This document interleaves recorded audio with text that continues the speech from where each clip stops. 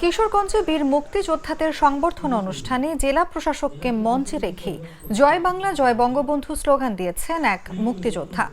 এ নিয়ে তোলপাড় চলছে জেলা জুড়ে। অভিযোগ উঠেছে, আওয়ামী ঘরানার বীর মুক্তিযোদ্ধাদের প্রাধান্য দিয়ে জেলা প্রশাসনের পক্ষে সংবর্ধনা অনুষ্ঠান সাজানো হয়।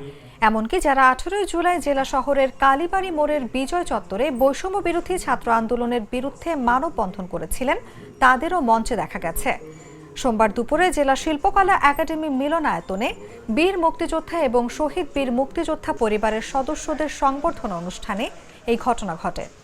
অনুষ্ঠানে জেলা প্রশাসক ফৌজিয়া খানের সভাপতিত্বে আলোচনা সভা হয়। সভায় একাধিক বীর মুক্তিযোদ্ধা বক্তব্য রাখেন।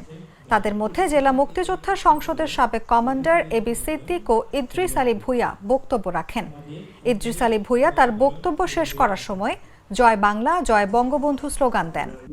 আবু সাইদের ছবি না দিয়ে যদি শহীদ মুক্তিযোদ্ধাদের ছবি দিত তাহলে আমাদের কোনো আপত্তি ছিল না।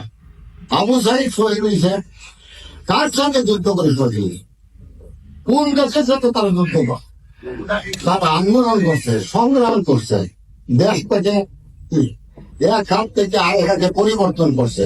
তারা এখন আমাদেরকে শাসন করছে, আমরা তাদের শাসন মেনে নেব, আমাদের কোনো আপত্তি নাই।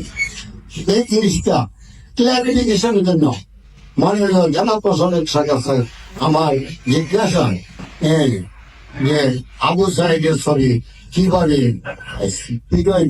ছিলেন রাস্তাঘাটে সব জায়গাতে প্রতিফলিত হচ্ছে। এই বলে আমার বক্তব্য শেষ করছি।